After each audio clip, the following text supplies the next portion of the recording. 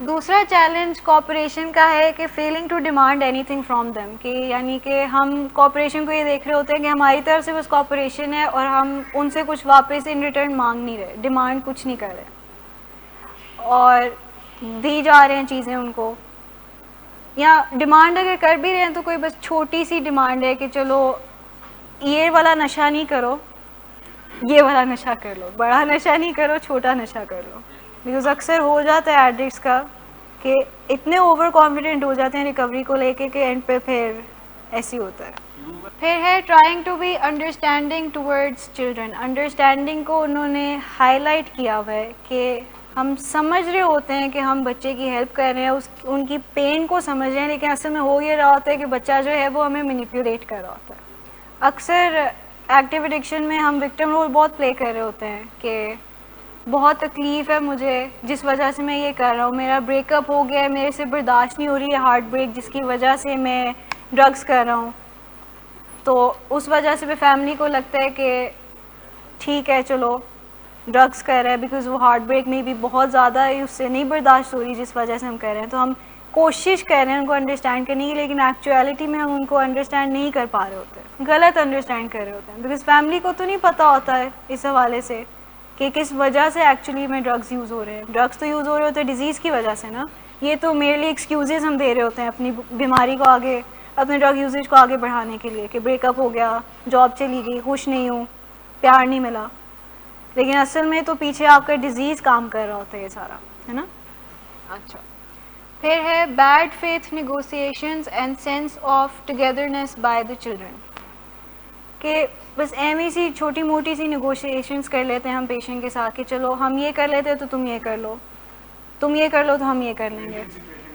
Win win situation नहीं होती actual में विन लूज़ होती है, लेकिन फैमिली को विन विन लग रही होती है। विन लूज़ इस तरह होती है कि हम तो अपनी तरफ से अच्छी यानी कि आगे अच्छा लाइक कर रहे हैं ना, हम उसके साथ हम ये समझ रहे होते हैं, लेकिन पेशेंट की जो वो है डिजीज़ है या ड्रग यूजेज है वो तो बढ़ती जा रही है, इस वजह से इनेबलिंग हो रही है किस्म की से। अच्छा, our child needs more love, care, affection और space in order to cooperate. तो हमें लग रहा होता है कि अगर हमने किसी से कोऑपरेशन करवानी है तो हम उसको बहुत ज़्यादा प्यार दें, बहुत ज़्यादा अफेक्शन दें, तो मे बी वो कोऑपरेट करना शुरू कर देगा। इससे होता क्या है, और ख़राब होता है। लेकिन क्यों होता है और ख़राब? सिक लव हो गया ना, उसको तो पता है कि फिर मैं अपनी हर बात इस तरह मनवा सकता हूँ, आगे से रो धो के कुछ भी करके।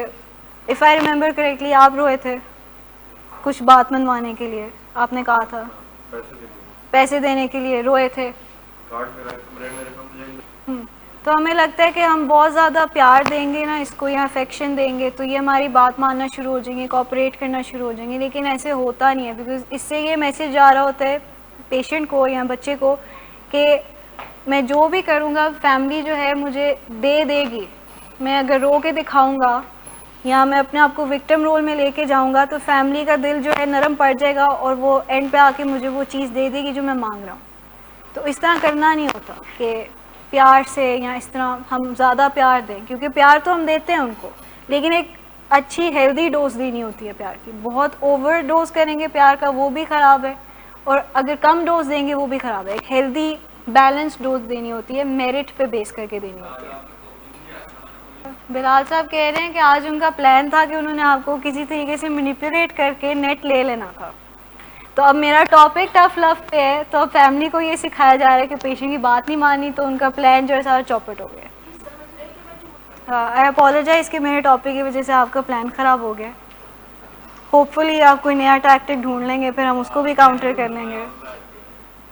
ठीक है, आप करें प्लानिंग, ठीक है, अच्छी बात है। फिर मुझे प्लान बताना है आपने। नहीं नहीं, मैं नहीं बताऊंगी ना, फिर आप वो it will just be between us, ठीक है।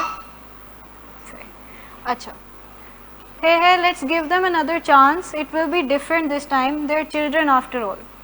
कि हम बार बार चांस पे चांस दिए जाते हैं, अक्सर मांग रहे होते हैं ना एडिक्ट्स चांस के, एक और चांस देते हैं, बस एक और चांस, लास्ट चांस, अब नहीं करूँगा, अब पक्का नहीं करूँगा, आई प्रॉमिस यू, मैंने बिल्कुल छोड़ दिया है, थोड़ी सी रह गई है, बस ये करके मैं नहीं करूँगा, और मुझे तो पसंद भी नहीं है, मज़ा भी नहीं आता, इस टाइप की बातें कर रहे होते हैं।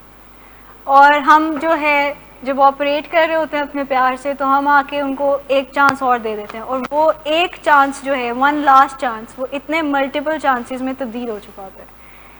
इंडोर पेशेंट से पूछना चाहूँगी, आप लोगों को कितने कितने चांसेस मिल चुके हैं to quit drugs, to turn your life around? Family ने कितने चांसेस दिए हैं? बहुत ज़्यादा दिए। आउटडोर पेशेंट्स, सारिक साहब, आपको कितने चांसेस मिले हैं? अच्छा, आपको कितने मिले हैं? कि हर दफ़ा यही होता था ना, एक चांस एक चांस। हाशिर साहब, आपको कितने चांसेस मिले? कितने, आपने कितने चांसेस दिए इनको कि ड्रग्स छोड़ दें? तो ये करने की वजह क्या थी? आपके जहन में चल क्या रहा था जिस वजह से आपको लगा कि एक और चांस ही डिज़र्व करते हैं, इनको दे देना चाहिए?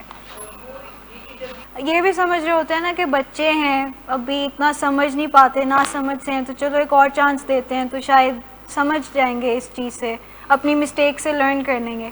लेकिन जो एडिक्शन का डिज़ीज़ है वो ऐसा मैनिपुलेटिव डिज़ीज़ है, ऐसा कनिंग डिज़ीज़ है कि वो एक चांस पे खुश होता नहीं है, उसको फिर और चांसेस पे चांसेस चाहिए होते हैं, क्योंकि नशा चलता रहना होता है ना हमारी डिज़ीज़ को आगे बढ़ाने के लिए। जब नई नशा करेंगे, विड्रॉल्स आएंगे, मसले होंगे, अजीब सी कैफियत हो जाएगी, फिर वही विशियस साइकिल फिर से स्टार्ट हो जाएगा।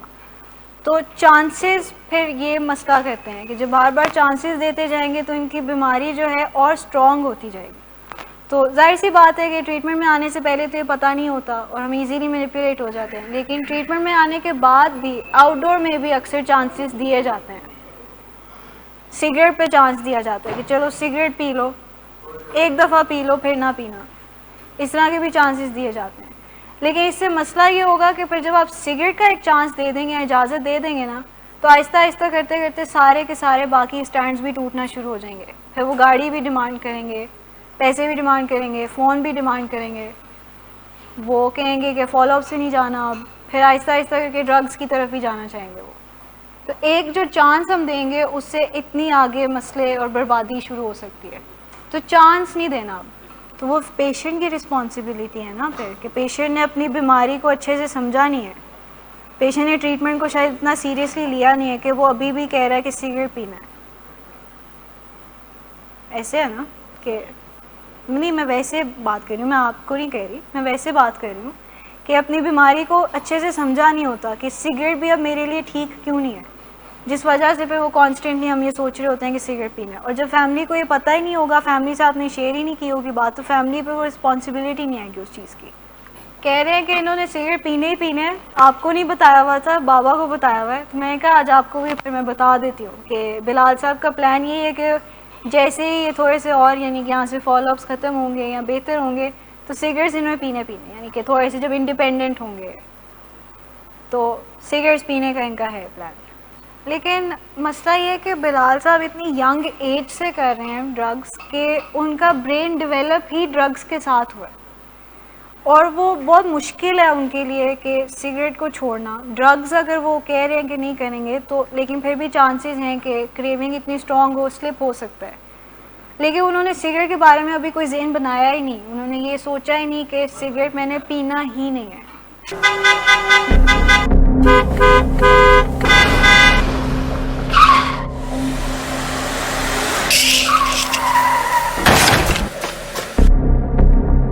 घटिया इंसान, इतनी देर से गेट क्यों खोला?